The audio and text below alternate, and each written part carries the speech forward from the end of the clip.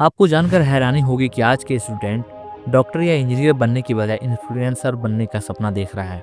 2019 में किए गए एक ग्लोबल सर्वे के मुताबिक लगभग 30% बच्चों ने, जिनकी उम्र 8 से 12 साल तक है, अपने टॉप करियर चॉइस के रूप में यूट्यूब को चुनते हैं। सिर्फ बच्चे ही नहीं, 54% युवा जिनकी उम्र 13 से 27 साल तक है, आज भी एक सोशल मीडिया इन्फ्लुएंसर बनना चाहते हैं। इसी लाइन में हूँ और इसी में थोड़ी मेहनत करके पैसे कमाऊंगा। बाद में पैसे कमाने का इरादा है। कितना पैसा कमाना चाहते हैं एल्विश? कि 4 जने कहे भाई एल्विश अब तो 1000 करोड़ के आदमी हो गए। एज एन इन्फ्लुएंसर इतना पैसा कमाया ना मैंने, साला MBA, बैंक, स्टार्टअप कभी कहीं इतना पैसा नहीं कमाया। ठीक है, क्या अब समय आ गया है कि हम सबको पढ़ाई छोड़कर इन्फ्लुएंसर बन जाना चाहिए? खैर, क्यों सब लोग आज सोशल मीडिया इन्फ्लुएंसर बनना चाहते हैं? क्यों रोड पर चाय बेचने वाला डॉली आज रोल्स रॉयल लेकर घूम रहा है? कैसे सिर्फ गेम खेलकर आज लोग करोड़ों का घर ले रहे हैं? और आखिर ये इन्फ्लुएंसर ट्रैप कैसे काम करता है? एजुकेशन सिस्टम आपको गरीब बनाता है, आपको बुद्धू बनाता है, आपको कोई का मेंढक बनाता है।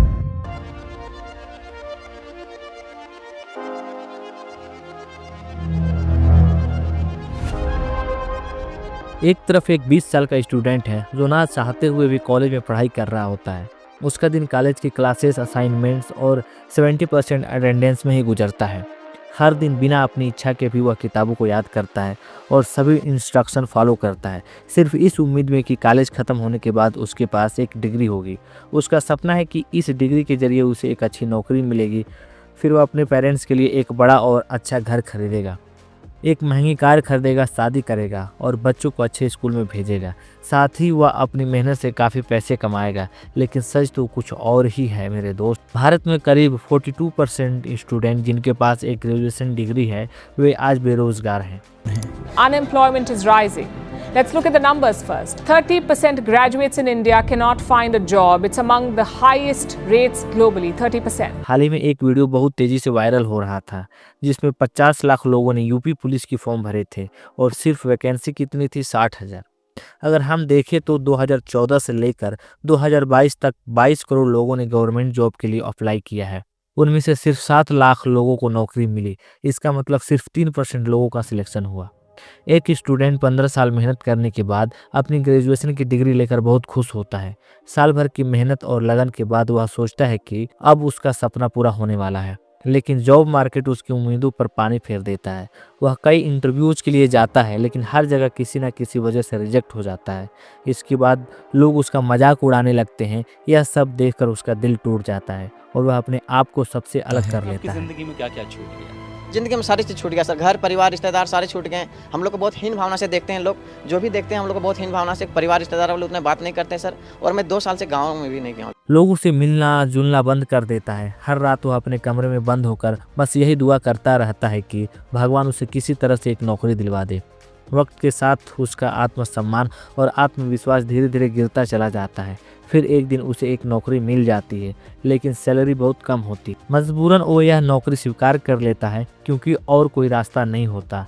सैलरी इतनी कम होती है कि घर खरीदना मुश्किल लगता है, लेकिन सपने तो अभी भी जिंदा होते हैं। इसलिए वह एक होम लोन ले लेता है। अपना घर होने के बाद एक कार की ज़रूरत भी महसूस होती है, तो वह कार लोन भी ले लेता है। अब उसकी ज़िंदगी में हर वक्त एक डर समाया रहता है। उसे लगता है कि अगर नौकरी चली गई तो घर कैसे चलेगा। होम लोन की EMI है, कार लोन की EMI है, बच्चों की स्कूल की फ़ीस है। सपने पूरे करने के चक्कर में वह अपने असली सपने को दबा देता है। सुबह उठता है, चुपचाप नौकरी पर जाता है, शाम को घर आता है। यह रूटीन उसके जीवन का हिस्सा बन जाता है, चाहे वह इस काम को पसंद करे या ना करे। फिर एक दिन आता है जब यह सब कुछ उसे सामान्य लगने लगता है। ऐसे ही वक्त बीतने लगता है और धीरे धीरे वह समझता है कि उसकी ज़िंदगी उसके हाथ से फिसल गई है और उसके सपने अब सिर्फ यादें बनकर रह गए हैं।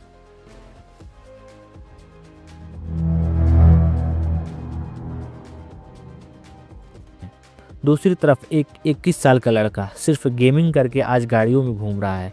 जो लड़का 10-10 रुपये चिल्लर में जमा करता था, वह आज सिर्फ PUBG खेल कर 10 करोड़ का घर लिया है। तो इंडिया में गेमिंग इंडस्ट्री अगर देखा जाए, जो टॉप के बंदे हैं वो इतना कमा रहे हैं जितना आप सोच भी नहीं सकते। मतलब मैंने अपने आंखों से कुछ लोगों के कॉन्ट्रैक्ट देखे हैं जिनमें उनको स्ट्रीमिंग करने के ही महीने के 30 लाख 40 लाख मिलते हैं, सिर्फ स्ट्रीमिंग के। उसके बाद यूट्यूब पे जो स्पॉन्सर है वो अलग, इंस्टाग्राम पे जो उनकी कमाई है, जो बड़े बड़े ब्रांड आते हैं वो 7 डिजिट में पैसे देते हैं। तो मैंने कुछ गेमर्स को देखा है महीने के 60 लाख कमाते हुए। इसमें टॉप के यही हो गए मॉर्टल स्काउट, जोनाथन, ये 3 तो कमाने के मामले में बहुत आगे हैं। रोड पर अनोखे अंदाज में लोगों को चाय बेचने वाला बिल गेट्स के साथ कोलैप्स करके दुबई और मालदीव में करोड़ों कमा रहा है। जो डोली पहले रोड पर चाय बेचा करता था, अब सोशल मीडिया की वजह से लैम्बोर्गिनी और रोल्स रॉय गाड़ियों में घूम रहा है। श्लोक श्रीवास्तव, जो आज से 9 साल पहले टेक बर्नर नाम के यूट्यूब चैनल बनाया था, Hello, I'm Shlok and you're watching Tech Burner. आज उस चैनल पे 11 मिलियन से भी ज़्यादा सब्सक्राइबर हैं और इंस्टाग्राम पे 4 मिलियन से भी ज़्यादा फॉलोअर हैं। वो सिर्फ यूट्यूब के दम पर 3 कंपनियों को खड़ा कर चुका है और आज उसकी कुल संपत्ति करीब $3 मिलियन से भी ज़्यादा है। एक पॉपुलर यूट्यूबर पॉलिटिशियन से मिलने जा रहा है और पब्लिक उसे सिर पर चढ़ा रही है। पैसे इतने कि रोज़ नई नई कारें खरीद रहा है। मोदी जी भी इन इन्फ्लुएंसर को बड़ा बुलाकर अवार्ड दे रहे हैं। कच्चा बादाम गाने में वायरल होने के बाद एक रियलिटी शो कई गानों और काफ़ी कंट्रोवर्सी से होते होते आज अंजलि अरोड़ा ने 4 करोड़ का घर खरीद लिया है। ऐसे इन्फ्लुएंस की बेहिसाब कमाई और लाइफस्टाइल देखकर आप में से 90% लोगों ने तो कभी ना कभी इन्फ्लुएंसर बनने का सपना तो देख ही लिया होगा। क्या अब समय आ गया है कि हम सबको पढ़ाई छोड़कर इन्फ्लुएंसर बन जाना चाहिए? क्योंकि लग तो यही रहा है।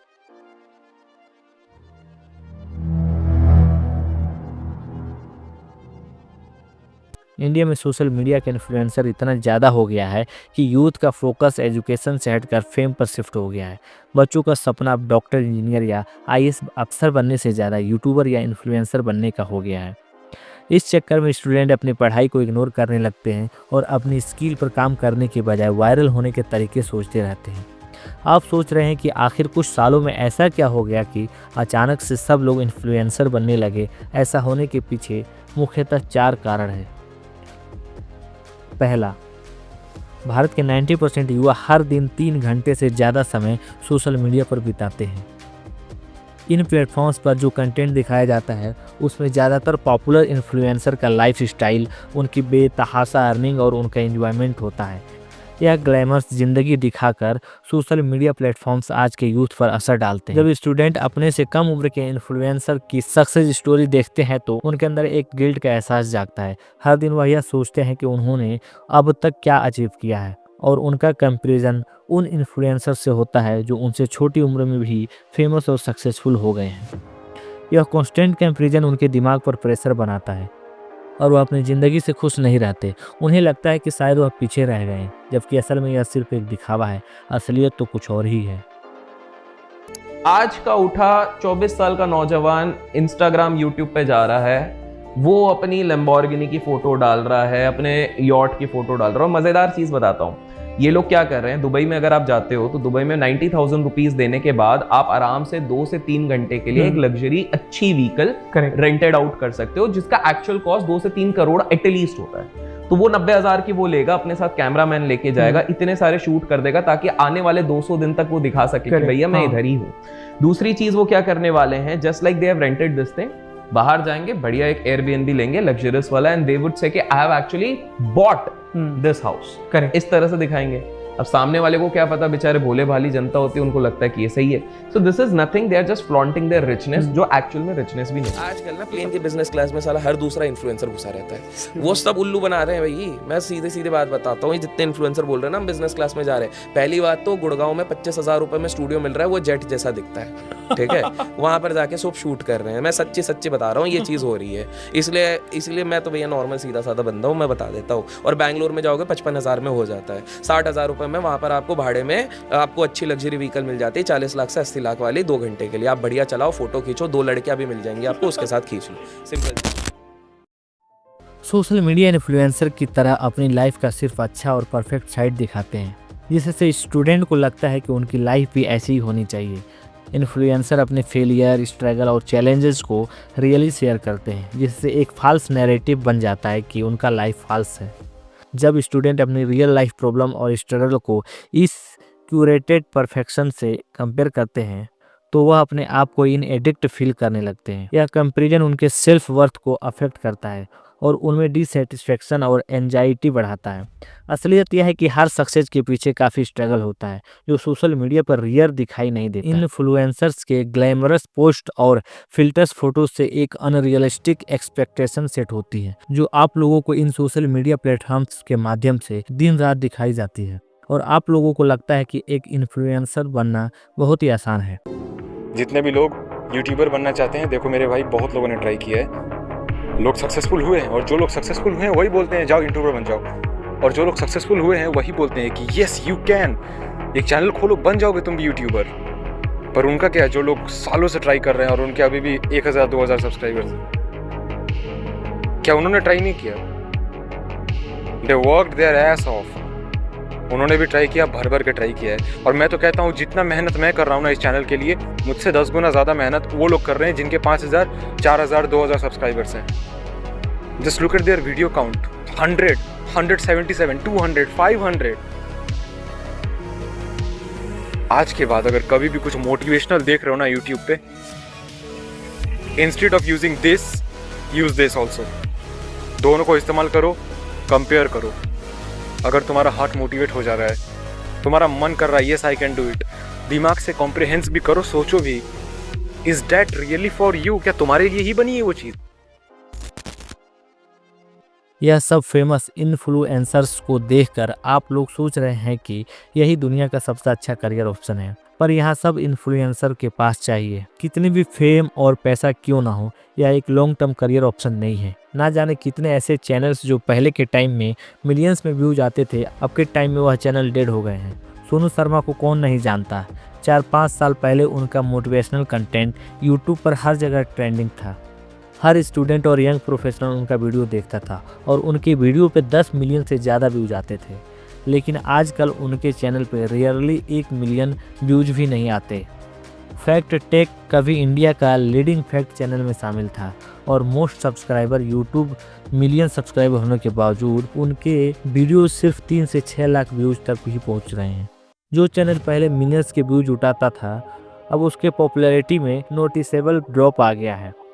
डायनोमो गेमिंग एक टाइम पर पूरा इंडिया का बिगेस्ट 10 मिलियन गेमिंग चैनल हुआ करता था, जिसके हर वीडियो पर 6 से 7 मिलियन व्यूज आते थे, पर आज उसके चैनल पर मुश्किल से 1 से 2 लाख ही व्यूज आते हैं। टेक्निकल गुरुजी, मनोज दे, अमित बड़ाना, AIB जैसे ना जाने कितने चैनल आज डेड हो चुके हैं। गवर्नमेंट का कोई रेगुलेशन आता है और टिकटॉक बंद हो जाता है और ना जाने कितने इन्फ्लुएंसर रोड पे आ जाते हैं।